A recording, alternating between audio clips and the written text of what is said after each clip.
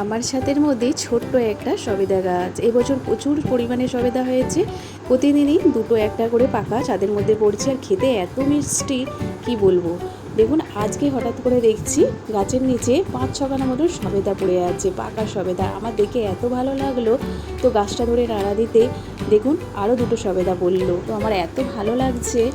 আমার ছেলে ভীষণ গাছ ভালোবাসে, তো নানা রকম গাছ টবের মধ্যে বসায়, আর এইটা তো ওর খুব যত্নের গাছ। সবেদাগুলো আমি কুড়িয়ে নিলাম। তো এখানে একটা সবেদা দেখছি পাখিতে খেয়ে নিয়েছে, ওটা আর আমি নিলাম না। এবছর প্রচুর সবেদা হয়েছিল, প্রতিদিনই দুটো তিনটে করে সবেদা পড়ছে। তো আজকে এতগুলো সবেদা পেলাম, তো গাছটা একটু অনেকটাই ফাঁকা হয়ে গেছে। দেখুন বড় সবেদার সাথে আবারও একটা ছোট সবেদা ধরে রয়েছে। তো এটা কিন্তু বছরে দুবার সবেদা হয়। তার সাথে দেখুন আমার ছেলে আমড়া গাছ বসেছে, বিলাতি আমড়া গাছ। দেখুন এইরকমই পাকা সবেদা ছাদ থেকে তুলে খেতে কার কার ভালো লাগে, তো অবশ্যই আমাকে একবার জানাবেন।